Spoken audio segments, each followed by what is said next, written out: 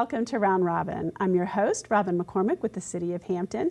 And today we are going to talk about a milestone that Thomas Nelson Community College has achieved. They're celebrating their 50th year, and the institution has changed a lot in that time. Here to tell us about it is Dr. John Dever. Welcome back. Robin, it's always a pleasure to be with you. Thank you so much for having me. Thank you.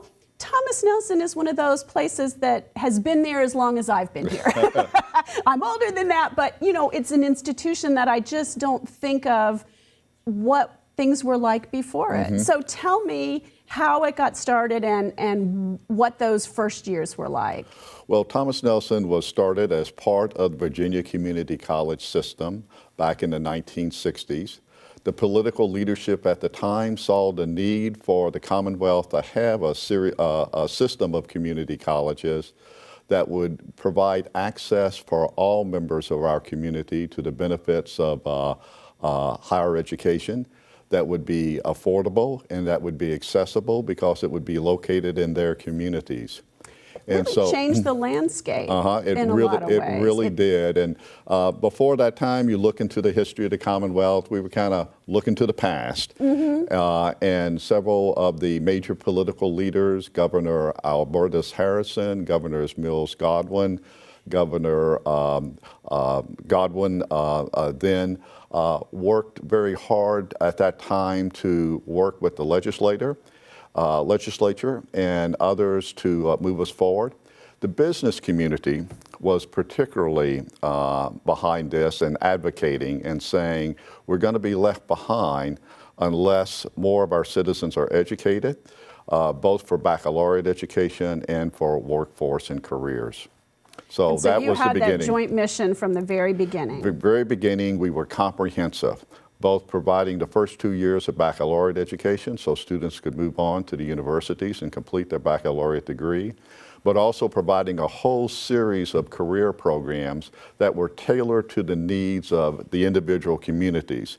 And so 23 community colleges were set up in the mid-1960s. I think the last one was Reynolds Community College in Richmond. That's funny. I would have guessed that the Capitol would have gotten theirs first. Right, but that was 1972.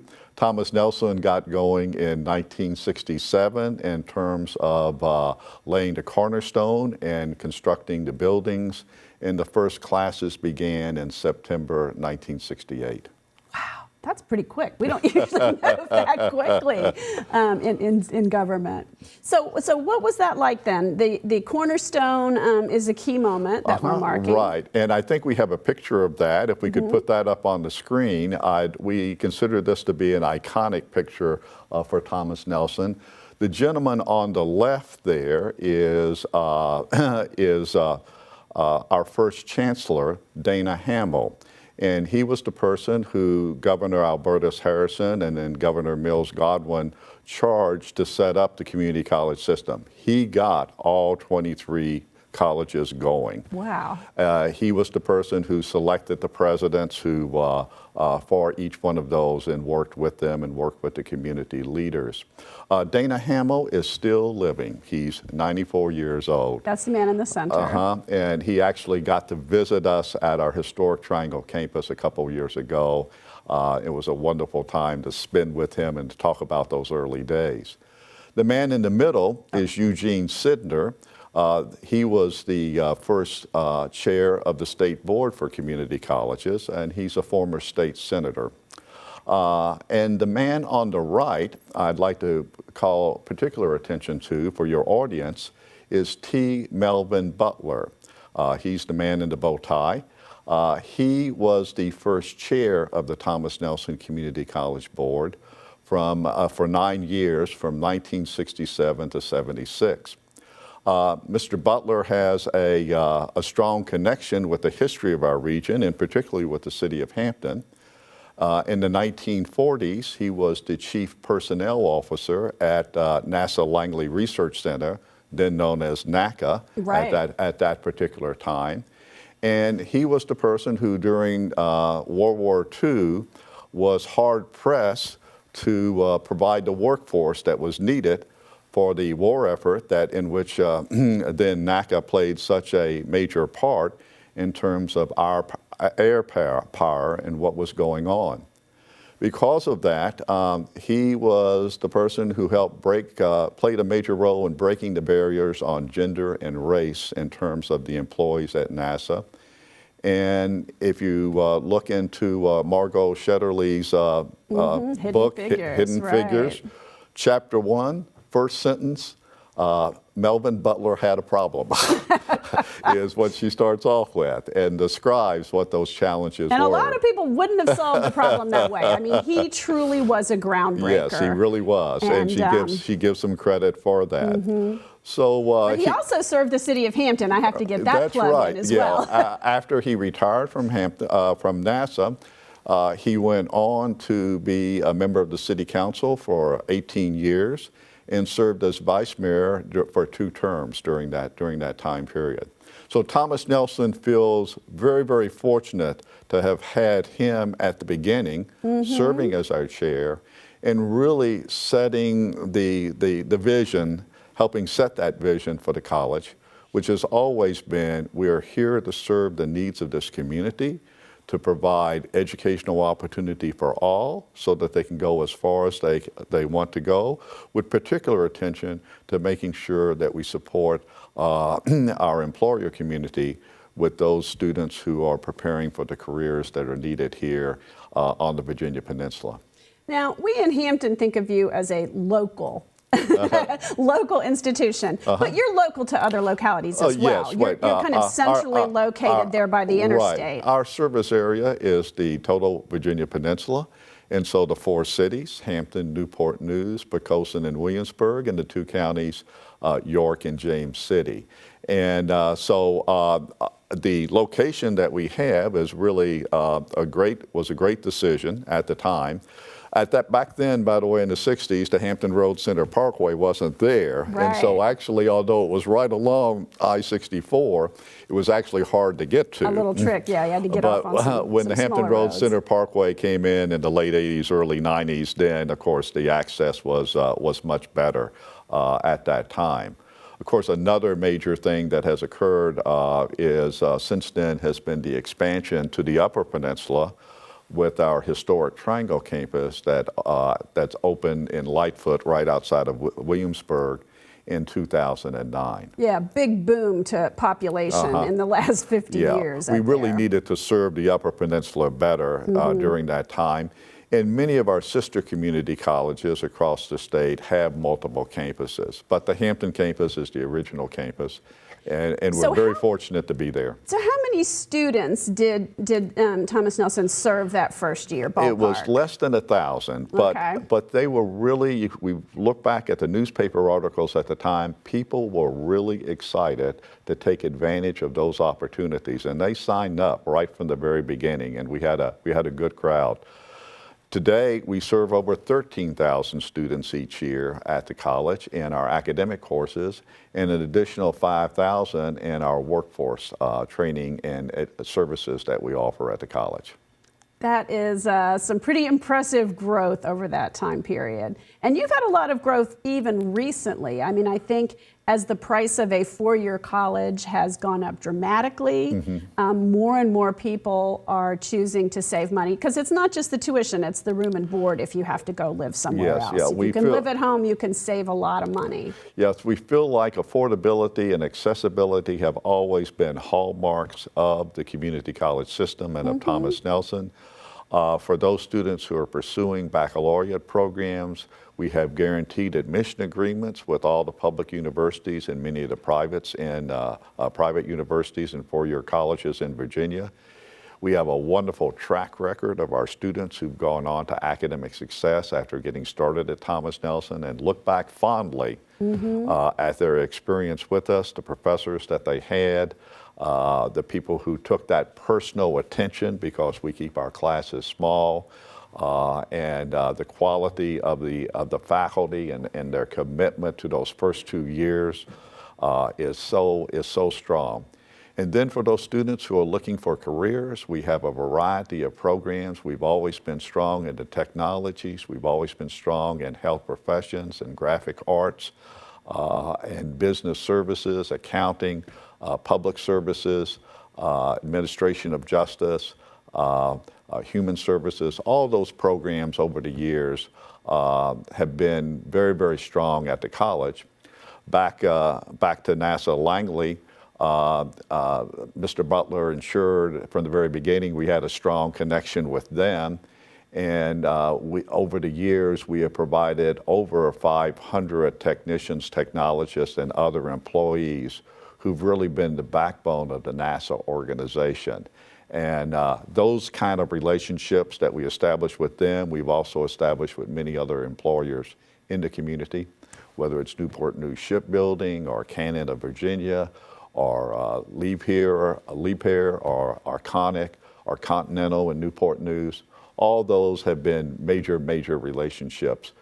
Well, and since you mentioned those employers, you know, you're a community college, which means you're located in the community and you serve community residents. And that's how I think of it. But you also serve the community businesses. Because if you're educating people for a job they can't get because it doesn't exist or there's too many of them, and you're not helping those employers get people to work for them, you know, you have this really dual mission that that's right, yes. four-year academic institutions don't have. They get to live in not quite an Ivy Tower. I know that's a stereotype, but they, you know, they're more of a pure educational mission a lot of times. Although I think they're having to change a bit too. We work and we complement each other in that way. But certainly, again, I go back to the very beginning. It was the business community that really pushed the political leadership. We need a community college system because we've got to have the educated workforce and well-trained workforce if we're going to be successful. They recognized it back in the 60s. And even today, I mean, even more today, the Virginia Chamber and others have articulated in what they call Blueprint Virginia 2025, their most pressing need from the very beginning of over everything else is a well-trained and highly educated workforce. And we're there to make that possible. Jobs have changed so much, and technology is just a key component of almost everything now. And it's, you know, if you are an electrician or a technician or a car repair person, there's a technology component that, you know, it takes a lot more education and a more sophisticated environment. And you guys have adapted to all those changes. We're particularly giving a lot of attention right now to what's called advanced manufacturing. And of course, that's been a mainstay here on the peninsula. But the type of work has changed greatly. It's no longer the repetitive task that it might have been in the past. That someone could have done with very limited training. But you have to have that technology to be able to do so and the mastery of it. And it leads to very, very rewarding careers. So recently we've established a mechatronics program and a machining program that is attracting a lot of young people into those type of careers. They're very exciting. It's not the drudgery. It's challenging. The robots or whatever can do the repetitive tasks, but we have to troubleshoot the robots. It's the people who make that happen. And again, you go and talk to the employer community. They need those technicians, technologists, machinists. That is what they need, and we're here to provide that. The other area we've been giving a lot of attention to is cybersecurity, and our programs in that area are very, very strong. Also in our health professions programs, of course, with the aging population, that's very important. But other people. Other people. There you go. There you go. And again, the whole gamut of our programs that we have. We're always trying to keep in connection with the employer community, and again, that goes back to the very beginning of the college. Well, and let's just mention your Workforce Development Center, because that ties very much into the local businesses and preparing people. So our Workforce Development Center, located at the Hampton campus, was built in around 2001, and was really one of the first centers in the state that had that total focus on developing the workforce. We're co-located there with Peninsula WorkLink, which is the agency of the Workforce Investment Board that provides people with opportunities for employment who are seeking employment and for the employers to come there. The Virginia Employment Commission is located there. And we also have Old Dominion University's Peninsula Center on the second floor. So we feel like that Workforce Development Center has played a major role in solidifying that aspect of our mission, which is to make sure employers have the workforce they need and students can pursue the type of careers that they feel like they want to do. We're there to broker between the two of them, and we're very, very pleased to have that center. That's also our location of our precision welding center there. And boy, clearly that's something that serves the local market. Yeah, we have a lot of shipyards in this region, a lot of needs. Yeah, so many people can welders. get started on great careers through that program. It's accelerated, top of the line equipment, first class instruction, and employers waiting at the door to take everyone who completes that program. So we're very, very pleased to have that.